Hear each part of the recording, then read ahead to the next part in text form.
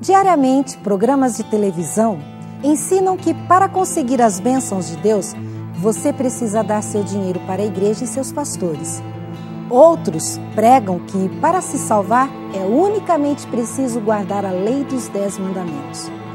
Outros ainda acreditam que só existe salvação através da caridade e boas obras. Existe ainda quem acredita que precisa de cerimônias de purificação da alma. Afinal, o que é preciso fazer para ganhar a salvação e a vida eterna? O que Deus espera de você e de mim?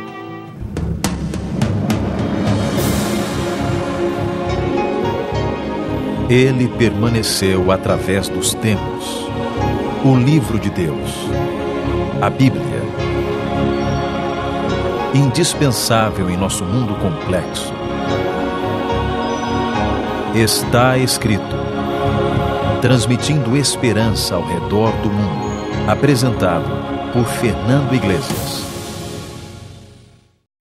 A Bíblia conta a história de alguém que tentou buscar a Deus sinceramente no caminho errado, mas acabou encontrando o caminho certo.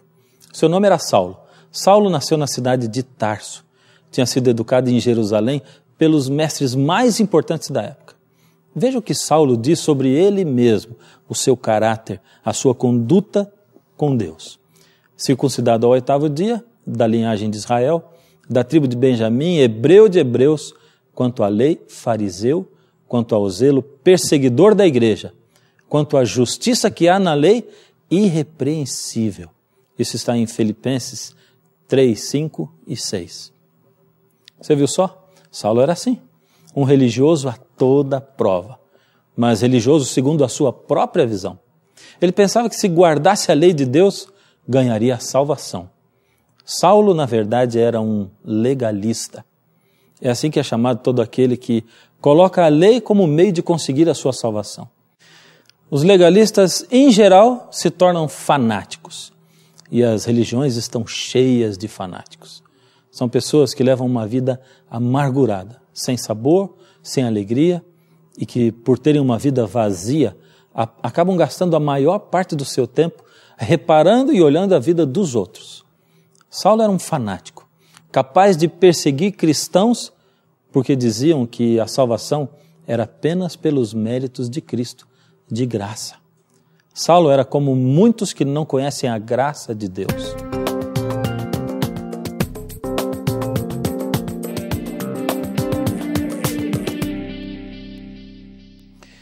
Efésios capítulo 2, verso 8 diz o seguinte: porque pela graça sois salvos, mediante a fé. E isso não vem de vós, é dom de Deus. Cada religião oferece um caminho para alcançar a salvação. Um caminho de aprovação, de deveres, de trocas. O budismo aponta para um caminho de 8 passos. O hinduísmo, por exemplo, ensina a doutrina do karma. O judaísmo de Saulo prega a aliança judaica. Os muçulmanos pregam o seu código de lei. Cada religião oferece um caminho diferente, ao qual o homem tenta alcançar a aprovação de Deus, oferecendo sempre alguma coisa em troca. Só o cristianismo oferece a salvação de graça. A salvação de graça parece mesmo uma loucura. Ninguém dá nada de graça. A graça é injusta aos olhos humanos, porque, segundo a nossa justiça, Deus deveria dar uma recompensa que merecemos, e o que nós merecemos é a morte, porque o salário do pecado é a morte. Mas o texto não para aí, ele continua dizendo, mas o dom gratuito de Deus é a vida eterna em Cristo Jesus. Você percebeu? O dom gratuito, de graça. Nós não entendemos, porque nós não merecemos.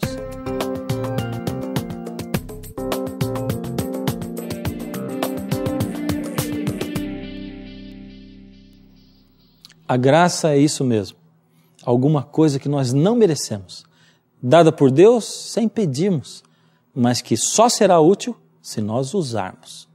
A melhor definição de graça que eu já vi é essa.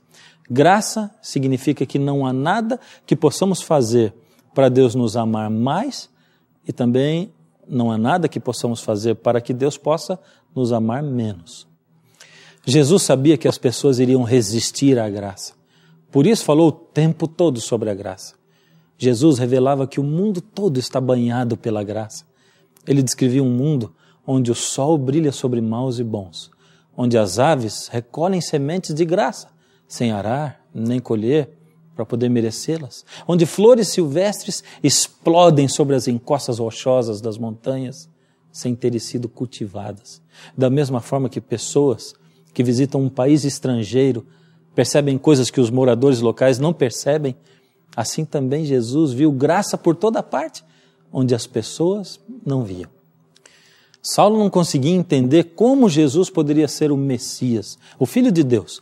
Para ele, Deus não comeria com pecadores, não perdoaria uma prostituta apanhada em flagrante adultério, não convidaria nunca um fraco pescador iletrado para ser o seu discípulo. Mas Saulo, que tinha como Bíblia o Antigo Testamento, esquecia-se de que o mesmo Deus coroou rei um jovem nanico chamado Davi. Deu poderes a um gago chamado Moisés para tirar o seu povo do Egito e escolheu a Jacó, o enganador, para ser o pai do seu povo na terra. Saulo tinha ódio de Jesus Cristo e dos seus seguidores, porque julgava que Jesus era um impostor, julgava que Jesus falava contra a lei que ele tanto defendia. Por isso Saulo perseguia os seguidores de Jesus. Talvez aí pelo meu jeito de falar você esteja agora pensando que Saulo era um homem mau, coração maldoso, impiedoso. Mas o mais incrível é que Saulo era cheio de boas intenções. Você percebeu o conflito? Saulo era um homem sincero, queria seguir o caminho certo, pedia a Deus o caminho certo, mas acreditava na coisa errada. Ele era fiel à sua religião e não a Deus. Saulo era muito sincero, mas ele estava sinceramente errado. Isso acontece com muitas pessoas. Pessoas que se esforçam, comprometidos com a sua crença, mas estão num caminho tão errado que são capazes de fazer coisas terríveis em nome de Deus. Saulo pensava que perseguir cristãos, maltratá-los, era a vontade de Deus para a vida dele. Pensava que os cristãos eram uma ameaça para a palavra de Deus.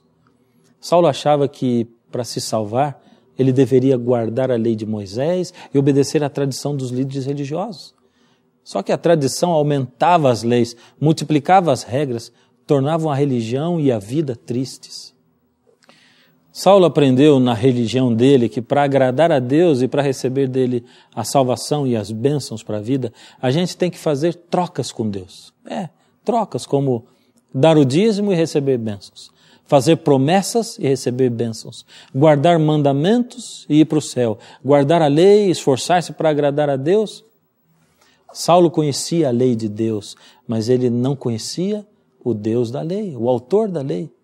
Ele não o via como um pai. Para Saulo, Deus era um juiz, apenas isso. Havia aprendido a ver a Deus como um tirano, pronto para punir os desobedientes. Saulo tinha aprendido desde pequeno que para se salvar teria que obedecer às regras e ser fiel aos mestres. Saulo era muito fiel aos mestres. Por isso, foi até os líderes e pediu: pois me deem aí logo uma carta com permissão para eu perseguir cristãos em Damasco, e eu irei para lá o quanto antes. Muitos cristãos tinham fugido para a cidade de Damasco, e ali eles começaram a pregar a fé, e o cristianismo ganhou novos membros.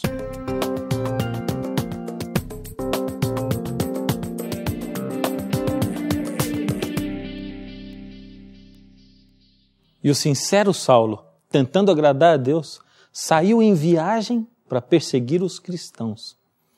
Mas ele ainda desejava mais do que tudo na sua vida servir a Deus e entregar-se totalmente, trabalhando para Deus. O momento dele de decisão ainda não havia chegado. Mas Deus, que conhece o seu coração e o meu, conhecia também o coração sincero de Saulo e sabia que o que ele mais queria na vida era encontrar a verdade. Deus, com seu amor infinito, mostrou como Saulo estava equivocado, enganado com o caráter de Deus. Assim, Deus usou o melhor meio que ele tem para revelar-se ao homem. Ele mostrou a Jesus. O próprio Paulo, emocionado, contou mais tarde como foi o seu encontro com Jesus. Isso está em Atos 26, 13 e 14. Ao meio-dia, indo eu caminho afora, vi uma luz mais resplandecente do que o sol, e todos nós caímos por terra. Ouvi uma voz que me falava em língua hebraica: Saulo, Saulo, por que me persegues? Então eu perguntei: quem és tu, Senhor? Ao que o Senhor respondeu: eu sou Jesus, a quem tu persegues. Saulo tinha certeza de que a ressurreição de Jesus era uma mentira, uma farsa. Então, de repente, Jesus aparece no caminho e declara a Saulo que quem persegue aos cristãos está perseguindo a ele mesmo, o próprio Jesus. Saulo pensou que Jesus, naquele momento, iria acabar com a vida dele. Mas ao invés disso, Jesus diz: mas levanta-te e firma-te sobre os teus pés, porque por isto te apareci, para te constituir ministro e testemunha. Assim é a graça de Jesus na nossa vida. Você nem liga para Jesus tantas vezes. Outras vezes você até o persegue. Persegue quem segue a Jesus. Faz piada dessas pessoas. Tenta transformar a vida delas num inferno. Mas de repente Jesus se aproxima de você e diz: filho, eu quero você. Eu te aceito. Eu te perdoo.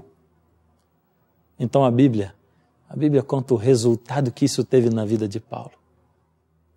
Você percebeu que agora, depois da entrega de Saulo, depois do batismo dele, eu passei a chamá-lo de Paulo ao invés de Saulo? Isso é para demonstrar a transformação de vida que Saulo teve. Veja só o que está escrito em Atos, capítulo 9, verso 20.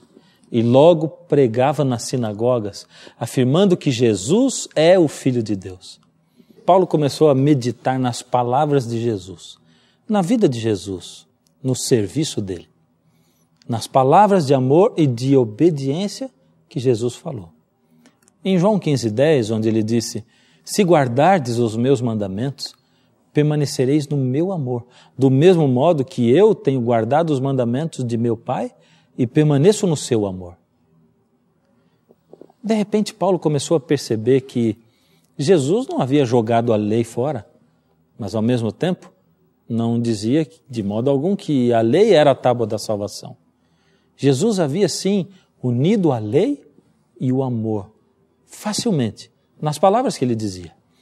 Lá no Sermão do Monte, por exemplo, Jesus havia dito, está escrito em Mateus 5,17, não penseis que vim abolir a lei ou os profetas. Não vim para abolir, vim para cumprir. Se Jesus não veio abolir, para que serve a lei então? Pensou Paulo.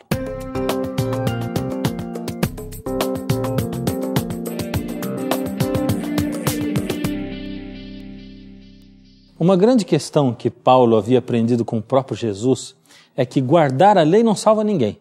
Mas se você não guarda a lei, está demonstrando que o seu amor por Jesus é só superficial. Uma coisa é eu fazer a vontade de Jesus para tentar o agradar e me salvar. Outra é fazer a vontade dele porque eu fui salvo por ele e o amo. Então é isso que Paulo começa a explicar nas suas cartas, como por exemplo em Romanos 3,31, onde ele diz o seguinte: anulamos, pois, a lei pela fé? Não, de maneira nenhuma. Antes confirmamos a lei. Que tal a gente então repetir a pergunta que fizemos agora há pouco? Se sou salvo pela graça, para que então serve a lei? E Paulo mesmo novamente responde. Ele começa dando essa resposta em Romanos 3,20, onde ele diz assim: visto que ninguém será justificado diante dele, de Deus, por obras da lei, em razão de que pela lei vem o pleno conhecimento do pecado. Eu vou usar um exemplo bastante comum. Imagine um carvão e ele vai simbolizar o pecado. Quando você se envolve com o pecado, acaba se sujando. Você nunca vai descobrir que se sujou se não tiver um espelho. Então, você arruma um espelho e olhando no espelho ele vai mostrar que você está sujo. Sujo com o pecado. Foi tão longe de Deus que voltou a viver segundo a carne. O espelho é a lei de Deus. Algumas pessoas, depois de verem o rosto sujo ou se verem sujos pelo pecado, tentam desesperadamente usar o espelho da lei para se limpar. Esses são os que tentam ganhar a salvação cumprindo os requisitos da lei. São os legalistas, como foi Saulo. Eles tentam fazer boas obras e apresentá-las a Deus. Tentam usar a lei para se limpar do pecado, para se salvarem. E isso é o mesmo que tentar se limpar com o espelho. Como então você vai poder se limpar, se livrar da culpa do pecado, se a lei não pode limpar você? A resposta, de novo, é a graça. Quando o espelho da lei não é suficiente para salvar você, para limpar o pecado, Jesus, a água viva, a água da graça, é quem te salva. Porque pela graça sois salvos, mediante a fé. E isso não vem de vós, é dom de Deus. Efésios 2:8. Mas não vamos nos esquecer de que ainda precisamos do espelho da lei para nos mostrar onde está o nosso pecado. Porque eu não teria conhecido o pecado senão por intermédio da lei, é o que diz Romanos 7:7. Você que está sempre aqui com a gente, eu sei que aprendeu a confiar no programa Está Escrito como um programa sério que tem como prioridade a Bíblia. Então você que está sempre conosco, olhe para tudo isso que Paulo descobriu e descreveu e pense seriamente. Será que Deus, com seu caráter imutável, iria abolir a sua lei? Vale a pena então a gente lembrar o que a lei ordena. A lei de Deus está na íntegra em Êxodo capítulo 20, na Bíblia. Primeiro mandamento: não terás outros deuses diante de mim. Segundo mandamento: não farás para ti imagem de escultura. Terceiro mandamento: não tomarás o nome do Senhor teu Deus em vão. Quinto mandamento: honra a teu pai e a tua mãe. Sexto mandamento: não matarás. Sétimo mandamento: não adulterarás. Oitavo mandamento: não furtarás. Nono mandamento: não dirás falso testemunho. E 10º mandamento: não cobiçarás. Pense bem, se Deus tivesse abolido a sua lei, Ele teria permitido a todos que fizessem todas essas coisas. Queridos, a lei de Deus, na verdade, é a essência do caráter de Deus. Salmo 19:7 diz: a lei do Senhor é perfeita e restaura a alma. Essa lei já existia até antes da criação do mundo. Deus não muda. A sua lei nunca poderia mudar. E se você tem dúvida disso, Ele mesmo é quem declara isso em sua palavra, em Malaquias capítulo 3, verso 6, onde Ele diz: eu, o Senhor, não mudo. Nós nunca devemos ser legalistas. Guardar a lei para contar pontos com Deus, para salvação, de nada adianta. Nada temos de boas ações para oferecer a Deus. A salvação é de graça. A graça e só a graça. Mas depois de recebermos a graça, somos transformados, ficamos parecidos com o Senhor Jesus através da comunhão, da leitura da Bíblia, da oração a Ele. Os nossos atos começam a ficar diferentes, começam a ficar parecidos com os atos do Senhor Jesus. Porém, se algum dia nós nos desviarmos do Senhor, se deixarmos de ser guiados pelo Espírito, a lei de Deus vai estar ali para nos mostrar que fomos longe demais e que é hora de voltar. Oh, quanto amo a tua lei, ela é o meu prazer, Senhor. Sim, verdadeiros são seus passos, é a verdade dos teus lábios e motivo do meu louvor. Bem-aventurados os que andam na lei, nela tenho vida, não me esquecerei. São seus ensinos, luz pro meu caminho, nela seguro estarei. A tua lei é perfeita,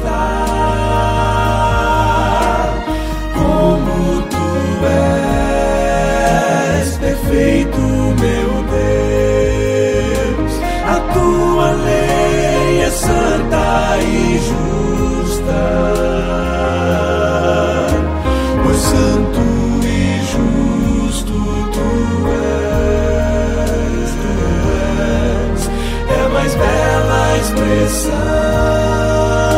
do teu coração, é teu próprio caráter, Senhor, Senhor.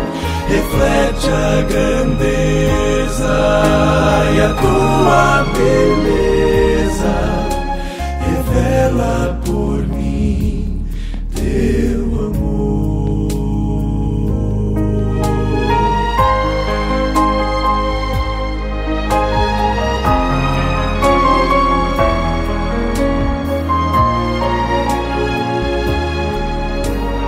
Oh, quanto amo a tua lei, nela vida e paz achei, Senhor. Sim, tenho a luz dos seus ensinos, ilumina o meu caminho e me leva ao Salvador. Bem-aventurados os que guardam a lei, nos seus mandamentos eu me alegrarei. Tua lei tem a verdade, os princípios do amor. Sua autoridade vem de ti, meu Criador.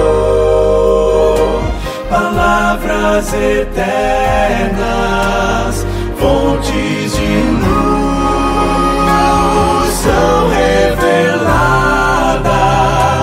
em Cristo Jesus. A tua lei é perfeita, como tu és perfeito, meu Deus. A tua lei é santa e justa, por santo e justo tu és. É a mais bela expressão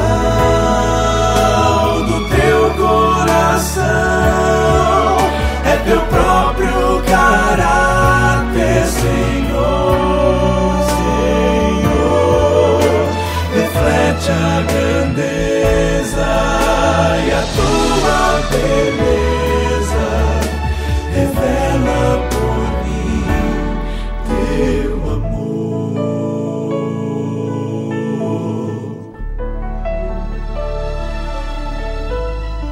Oh, quanto amo a tua lei, ela é o meu prazer.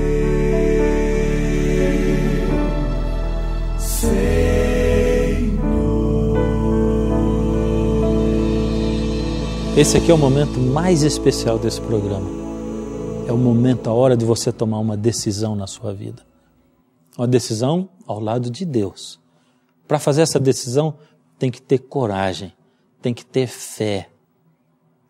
Que decisão você poderia fazer? Ah, Senhor, eu prometo que de agora em diante eu vou guardar a sua lei.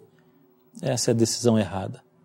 A decisão é, Senhor, eu quero entregar minha vida ao Senhor cada vez mais.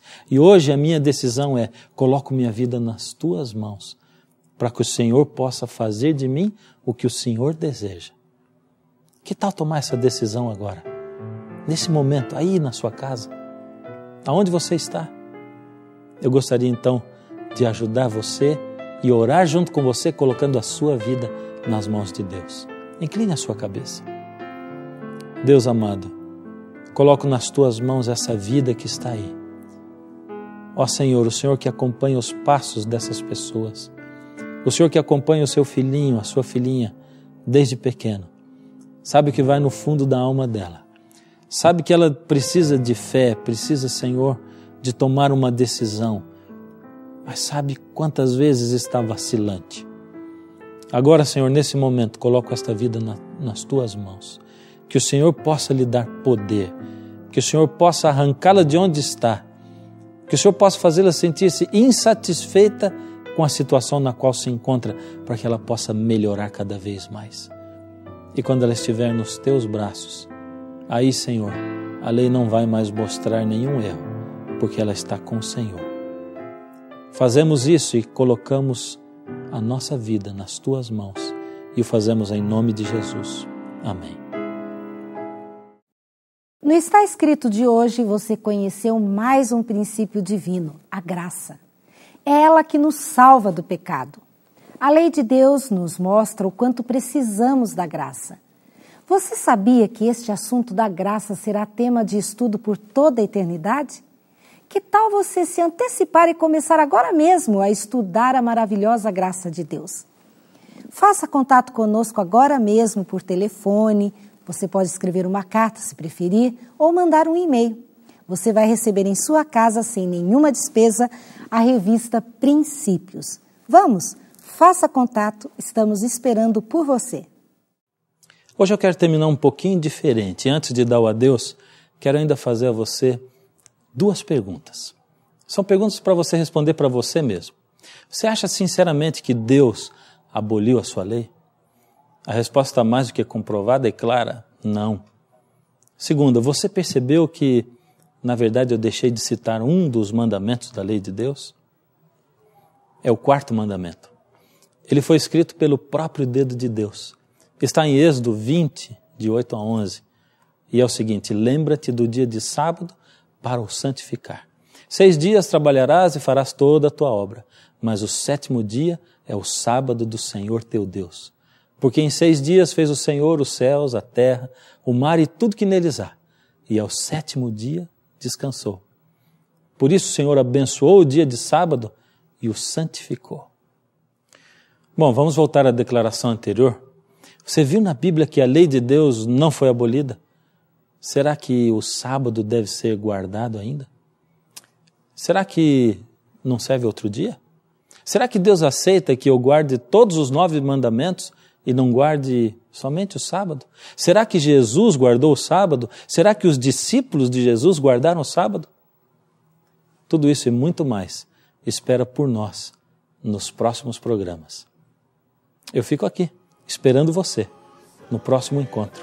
Mas até lá, lembre-se, está escrito: nem só de pão viverá o homem, mas de toda palavra que sai da boca de Deus.